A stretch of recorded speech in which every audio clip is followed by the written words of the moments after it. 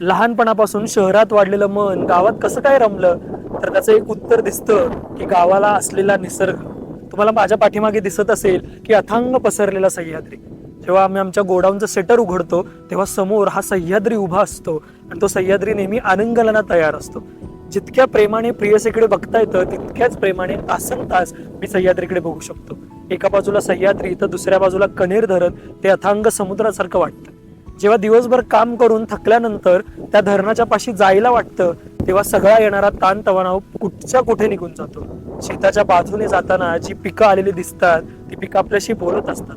रोज गावापासून नदीपर्यंत जाणाऱ्या रस्त्यावरती असंख्य झाडे आहेत. जी झाडं माझ्याशी बोलत असतात, गवतं काहीतरी वेगळ्या गोष्टी सांगत असतात आणि प्रत्येक पाखरू हंगामाची नवीन नवीन सूचना देत असतात. कुठेतरी सातभाई दिसतात, कुठेतरी खंड्याचा आवाज येतो, कुठेतरी कोकिळेचा आवाज येतो.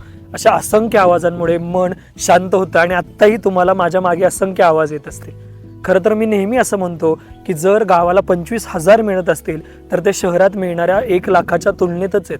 कारण त्यातून मिळणारं शुद्ध हवा, शुद्ध पाणी आणि शुद्ध अन्न याची तुलना आपल्याला कुठेच करता येणार नाही. शिवाय शहरात मिळणारा जो ताण आहे, तणाव आहे, अशुद्धपणा आहे, दुर्गंध आहे, प्रदूषण आहे, ह्या सगळ्याचं उत्तर कुठे आहे? मग शहरातला माणूस तिथे का अडकलाय? तर तिथल्या झगमगाटामुळे. बाकीचे जे करतायत तेच आपण करावं.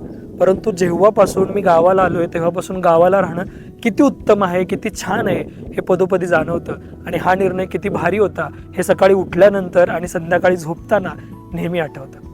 आपण सगळ्यांनी वेळ मिळेल तेव्हा गावाला आलं पाहिजे आणि गावाच्या आर्थिकतेमध्ये, निसर्गाच्या संपत्तीमध्ये आपल्या पद्धतीने जितकी भर होईल तितकी घातली पाहिजे. कारण एक हुशार आणि शिकलेला विद्यार्थी जर गावाला आला तर तो तिथल्या 100 लोकांना चांगली शिकवण देऊ शकतो.